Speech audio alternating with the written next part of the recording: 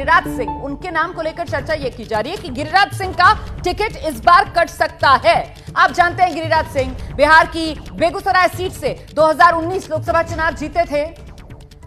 कन्हैया कुमार को उन्होंने हराया था और ऐसे में बेगूसराय से गिरिराज सिंह जो सांसद हैं, इस बार उनका टिकट काटकर राकेश सिन्हा को वहां से चुनाव मैदान में उतारा जा सकता है। राकेश सिन्हा जो कि राज्यसभा सांसद बीजेपी के। हम सीधे आपको लेकर चलेंगे, हमारे साथ हमारे सहयोगी नीरज पांडे इस वक्त मौजूद हैं। नीरज, बेगूसराय से टिकट कट सकता है गिरिराज सिंह का, लेकिन जो नाम सामने आ रहा है राकेश सिन्हा, मतलब कहीं ना कहीं वो जातिगत समीकरण जो है उसको पार्टी बरकरार रख रही है। भूमिहार का अगर टिकट कटेगा तो फिर दूसरे भूमिहार को ही चुनाव मैदान में उतारने की तैयारी, यही रणनीति।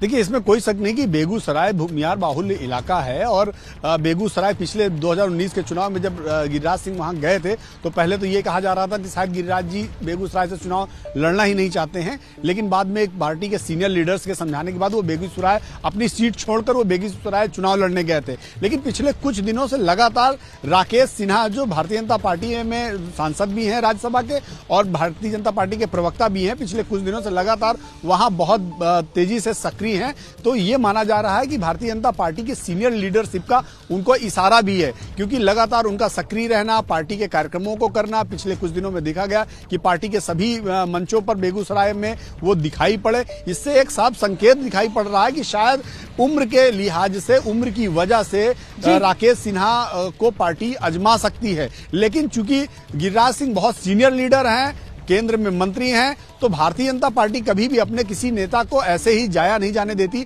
ऐसे ही नहीं छोड़ती। जब किसी नेता को बड़ा खड़ा करती है, बड़ा बनाती है, तो उसका इस्तेमाल भी करती है। तो निश्चित रूप में यदि राकेश सिन्हा को भारतीय जनता पार्टी वहां से टिकट देती है तो दूसरा कोई ना कोई विकल्प गिरिराज